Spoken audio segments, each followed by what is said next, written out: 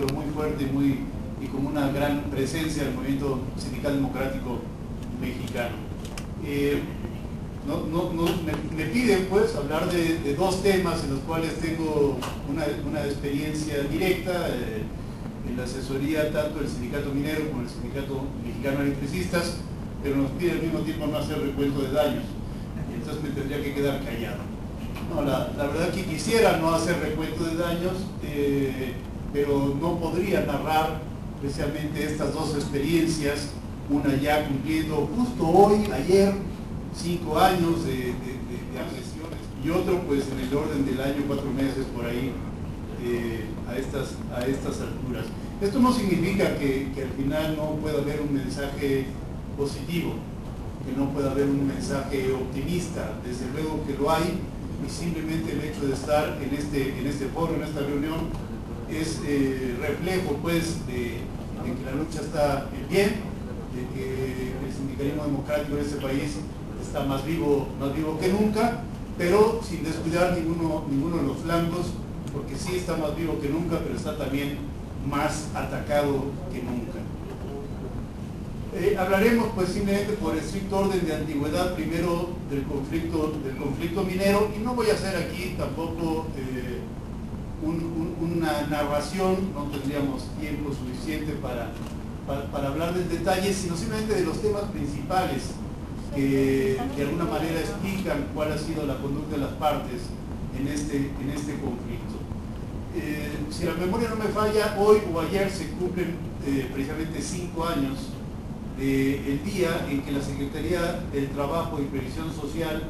expidió toma de nota en favor del señor Elías Morales, que supuestamente encabezaba un comité ejecutivo provisional por la destitución del secretario general del sindicato minero, el señor Napoleón Gómez Urrutia, pero no solo el secretario general, sino de todo el comité ejecutivo nacional y de todos los suplentes que ni siquiera estaban en funciones y que por lo tanto no podían ser sujetos a una sanción de ninguna especie. A diferencia de otras ocasiones, la Secretaría del Trabajo tomó unos minutos, quizás un par de horas, para expedir la toma de nota que le solicitaba los representantes espurios del sindicato minero.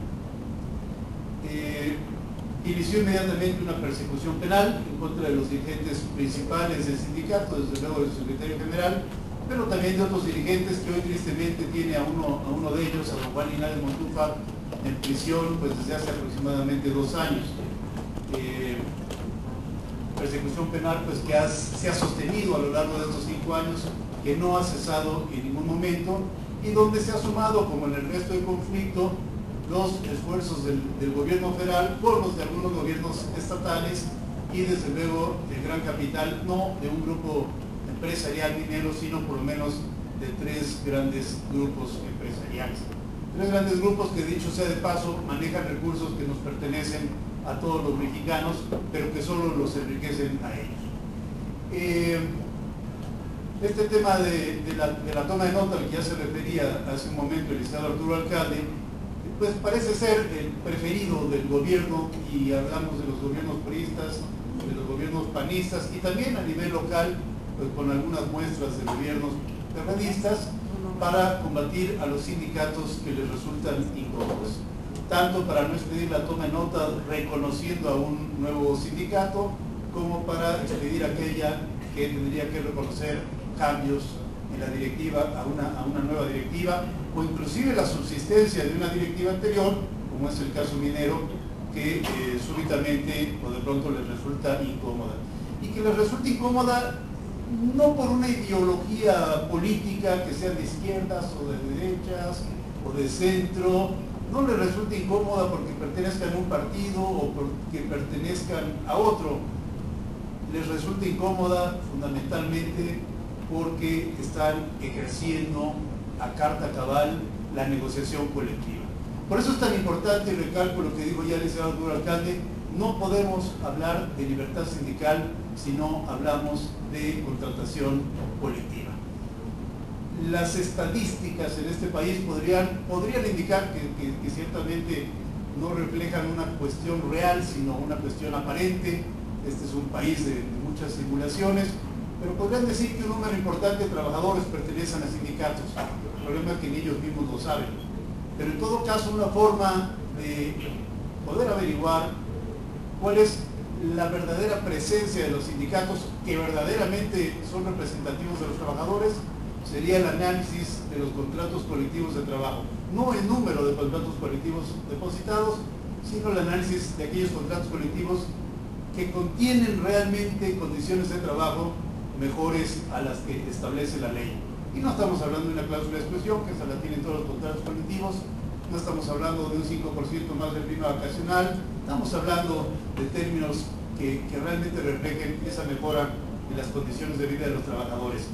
Yo me temo que ni el 1% de los trabajadores de este país, si quitamos quizás a las grandes empresas donde hay una negociación colectiva, una contratación un poco más real, pero si quitamos estos casos, creo que si digo el 1% estoy exagerando en cuanto a que sea un número demasiado amplio de trabajadores, probablemente ni la mitad de ese número de los trabajadores del país tengan una negociación colectiva real.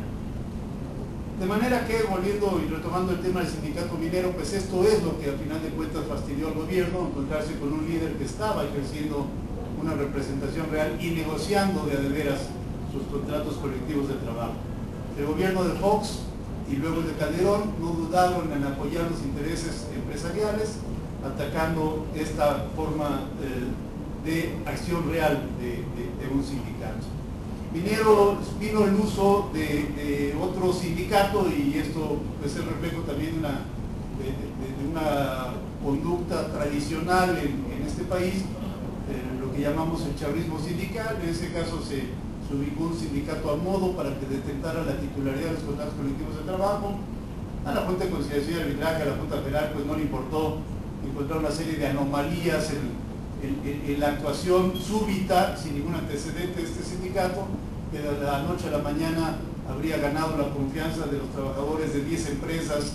ubicadas en diferentes estados de la República, además, y todas del mismo grupo minero.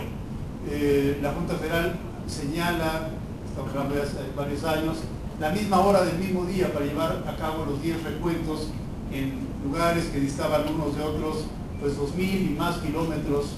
evidentemente con la intención de impedir que el sindicato minero pudiera acudir a los recuentos. No podemos detenernos en demasiados detalles, salvo hablar de la presencia del ejército, de policías, de golpeadores, recuentos hechos a voto a mano alzada. De ahí salió precisamente de uno de estos recuentos o de uno de estos la tesis por la cual la Suprema Corte de Justicia de la Nación determinaría que el voto debe ser secreto, en donde también los licenciados Barba, alcalde y otros compañeros más tuvieron esfuerzos importantes para convencer a la Corte de que esa era la única manera de llevar un recuento. Pero como vimos también en estos casos, el voto secreto no es por sí solo una garantía de que los sindicatos verdaderamente representativos van a salir avantes, sobre todo cuando está toda la fuerza de la empresa unida con toda la fuerza del gobierno federal, e insisto, sumados los gobiernos estatales. Se han acabado estos recuentos, vinieron las huelgas, las 3 huelgas que hoy mantienen por lo menos a 2 de estas empresas en suspensión de actividades,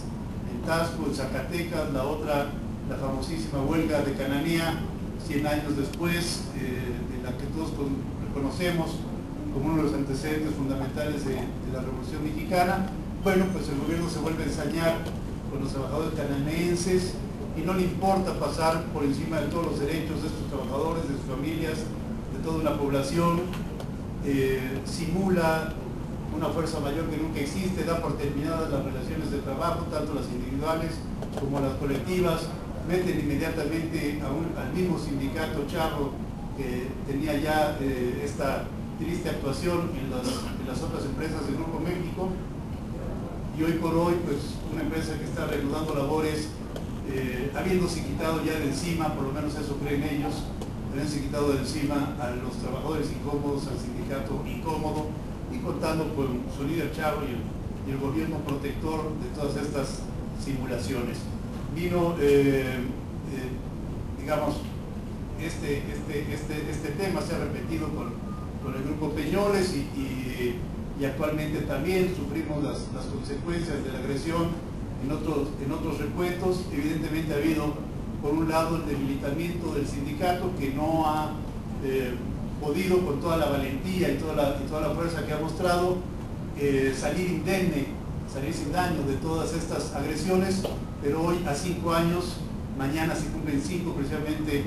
del accidente o del mal llamado accidente de Pasta de Conchos, donde la actitud de la empresa se lleva a 65 mineros y donde no hay responsables absolutamente de la muerte de estos trabajadores. Y bueno, finalmente el mensaje positivo es que al cabo de estos 5 años el sindicato minero sigue ahí. No solo sigue ahí, por un lado ciertamente no podemos desconocer que ha sufrido daños, pero por otro lado sigue afiliando nuevos trabajadores, sigue teniendo nuevos contratos colectivos de trabajo. El propio sindicato habla de que el año pasado se afiliaron 6.000 trabajadores más al sindicato, y hoy en alguna medida por lo menos estaría de fiesta al haber resuelto en estos días pasados la huelga de la minera Cubo en Guanajuato, después de también una huelga prolongada de más de medio año. Paso muy brevemente, y la verdad es que ya no tengo mucho tiempo a hablar del caso del SME. Este también comienza con el tema de toma de nota, insisto, el arma favorita de los gobiernos federales y locales, en este caso para no reconocer la elección del secretario general, la reelección del secretario general Martínez Parza, y en el pleito pues también con otro líder que evidentemente la inmensa mayoría de los trabajadores del SME no reconoce, pero que venía a modo con la actitud del Estado, que evidentemente había ya planeado la desaparición de Luz y Fuerza del Centro. ¿Y por qué desaparecer a una compañía que a ojos de la sociedad era una compañía sumamente costosa, sumamente ineficiente, donde había prácticas poco transparentes, por decirlo menos, pero era una compañía del Estado, igual que la otra, que sufre probablemente de los mismos defectos y en algunos casos que seguramente los supera, pero la gracia no era comparar una compañía con la otra, sino un sindicato con el otro. El tema no era hacer desaparecer una compañía ineficiente, sino un sindicato combativo. Los dardos se dirigieron pues no a Luz y Fuerza del Centro, sino al Sindicato Mexicano de Electricistas, y esa es también la historia de este movimiento. Se logró ciertamente liquidar a la gran mayoría de los trabajadores, prácticamente 2/3 partes, poco menos de 2/3 partes, pero hoy, a más de un año de distancia, sin recibir salarios, con todas las agresiones del gobierno federal, también valiéndose, igual que el caso minero, tristemente, pero siempre se dan los casos de gente pues, que se presta a actitudes de traición. Insisto, a más de un año de distancia de todo el ataque con la fuerza del gobierno federal, que en este caso es gobierno y es patrón, a más de un año el Sindicato Mexicano de Electricistas sigue presente, sigue fuerte, tiene esa presencia en las calles y sigue formando parte esencial de este movimiento del sindicalismo independiente. Yo solamente haría algunas reflexiones finales. El papel del gobierno en estas agresiones evidentemente ha sido el papel central. El gobierno es el agresor principal de un sindicalismo verdaderamente representativo que lucha por las mejores condiciones de trabajo de sus trabajadores. Lo hace desde la Secretaría de Trabajo y Previsión Social, en el caso del gobierno federal, lo hace a través de las Juntas Federales de Conciliación y Arbitraje, que son una vergüenza nacional. Ningún país en el mundo conserva estas instituciones fascistas corporativas de las juntas federales, controladas por el propio Estado, para que hagan en lo que se supone que son tribunales exactamente la voluntad del gobierno federal. ¿Cuál ha sido el papel de los legisladores? Pues habrá excepciones, pero en general es un papel muy pobre. Han visto pasar estos conflictos entre los mineros, el conflicto de los electricistas y otros más. Podríamos hablar de los pilotos, de los sobrecargos, y traer a colación otros casos de sindicatos independientes, y realmente más allá de alguna declaración pública, de alguna expresión de buenos deseos, de una solidaridad que no pasa más allá del papel en el que se dice, o del micrófono en el que se expresa. La verdad es que siendo uno de los poderes, de los 3 poderes, no ha habido una respuesta realmente favorable, realmente positiva como la que tendría que esperarse de diputados y senadores. ¿Cuál es el papel de los jueces, más allá de estas juntas de conciliación y arbitraje, que no son jueces, ya lo habíamos dicho, juegan a hacerlo, pero en realidad no son parte de ese poder judicial? Pues tristemente el poder de los jueces, el poder judicial de la Federación, a través del juicio de amparo, ha sido en gran medida un poder de complicidad, ha sido en gran medida un poder para proteger al gobierno federal y proteger las tropelías de los empleadores, siendo también el principal de ellos del propio gobierno federal. La negativa del amparo promovido por el SME, por parte de la Suprema Corte de Justicia de la Nación, es un claro reflejo de que el papel de la Suprema Corte, en este caso, ha sido precisamente el de proteger estas tropelías, de ninguna manera el poner orden, el hacer valer un Estado de Derecho que en este país ciertamente no existe. Ha habido amparos, hemos ganado amparos importantes respecto a las inexistencias de la huelga, respecto a aquella primera toma de nota, año y medio después, si se quiere, pero hoy el amparo contra la negativa a la toma de nota del licenciado Gómez Urrutia, pues lleva ya 2 años y medio de que se presentó ante un juzgado de distrito, hace año y medio que está en la Suprema Corte y los señores ministros de la Corte no han tenido tiempo para sentarse a discutir un proyecto que tiene ya también por lo menos 6 meses de que lo presentó el ministro ponente. Y finalmente, ¿cuál es el papel de los trabajadores? Y este es el mensaje positivo. En estas jornadas están presentes, en estas jornadas están los trabajadores en la calle, en estas jornadas están los trabajadores alzando la voz, y aunque repita lo que se dijo antes, hoy el tono más, el componente, digamos, más optimista de este mensaje es la solidaridad internacional. Nunca antes se había dado en este país una solidaridad internacional como la que se ha dado ahora.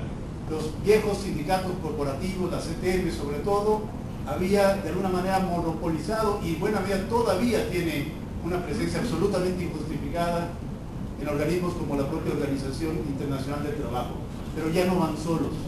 Hoy hay una presencia muy importante de la Unión Nacional de Trabajadores, de la UNT, y de algunos sindicatos adicionales independientes que están generando no solo una voz en la Organización Internacional del Trabajo, sino sobre todo, insisto, la solidaridad internacional de organismos